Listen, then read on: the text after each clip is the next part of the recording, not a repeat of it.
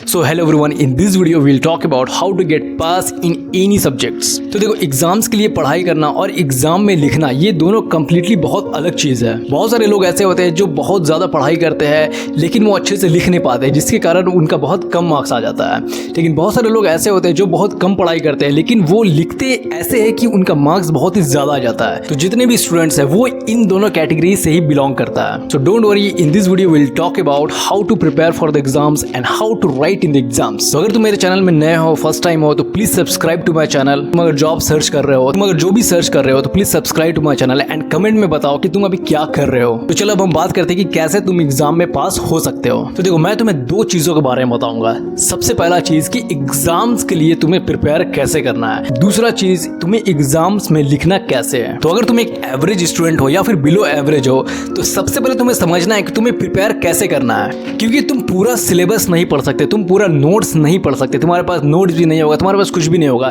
तो तुम्हें प्रिपेयर करना है, तुम्हें कैसे पढ़ाई करना है। तो जैसे सपोज करो कि कोई एग्जाम है, जैसे फिजिक्स का एग्जाम है या मैथ्स का एग्जाम है, तो उसमें कुछ मॉड्यूल्स करके होंगे, ठीक है, जैसे कि 5 मॉड्यूल्स हो गए, 6 मॉड्यूल्स हो गए, ठीक है। तो हर एक मॉड्यूल का जितने भी जो टॉपिक्स है बस तुम उसको ध्यान दो, ठीक है। तुम्हें बस टॉपिक्स को याद रखना है और टॉपिक्स को समझना है बस, और तुम्हें कुछ भी नहीं करना है। जैसे हर मॉड्यूल्स में कम से कम 7 से या 8 टॉपिक्स होते हैं, ठीक है। उसके अंदर बहुत सारे एक्सप्लेनेशंस होते हैं, टाइप्स होते हैं या जो भी होते हैं। तुम्हें क्या करना है कि तुम्हें बस जितने भी जो मेन टॉपिक्स है उसको याद रखना है और उसको समझना है कि इस टॉपिक का मतलब क्या है बस, और तुम्हें कुछ भी नहीं करना है। तो मॉड्यूल्स में जितने भी टॉपिक्स होता है तुम उस टॉपिक को चैट जीपीटी में सर्च करो और उसके बारे में समझो। तो जैसे कि एक टॉपिक है कंप्यूटर नेटवर्क कोर्स में, कंप्यूटर नेटवर्क सब्जेक्ट में, लाइक OSI लेयर, ठीक है।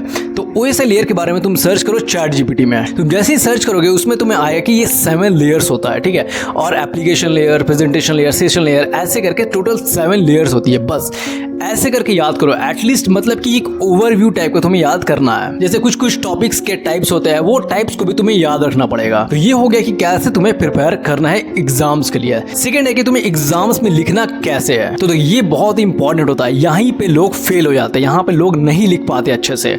तो मैं तुम्हें समझाऊंगा कि कैसे तुम्हें लिखना है। सबसे पहले जो भी क्वेश्चंस आता है एग्जाम्स में उसको तुम अच्छे से पढ़ो, ठीक है। उससे रिलेटेड तुम याद करो कि ये कौन सा मॉड्यूल का है, ठीक है। ऑलरेडी मॉड्यूल लिखा रहेगा, जैसे फर्स्ट मॉड्यूल, सेकंड मॉड्यूल, उसमें फिर तुम याद करने की कोशिश करो कि ये कौन सा टॉपिक से बिलोंग करता है, ठीक है। टॉपिक तुम्हें याद आ जाएगा। तो जो भी तुमने देखा था, जो भी तुमने पढ़ा था, उससे रिलेटेड पॉइंट वाइज करके लिखो, कभी भी पैराग्राफ में मत लिखो।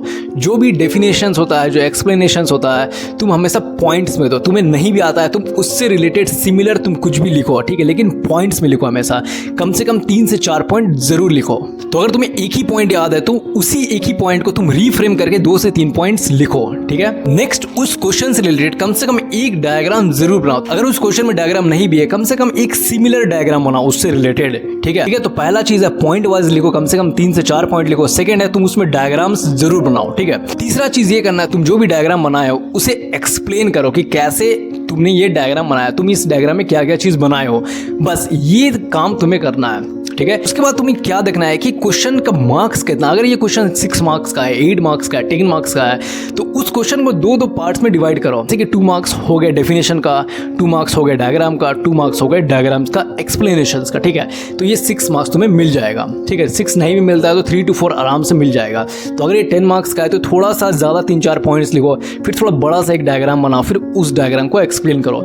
बस तुम्हें यही काम करना है। तो जितने भी क्वेश्चन एग्जाम्स में इस फॉर्मेट में तुम्हें आंसर्स लिखना है।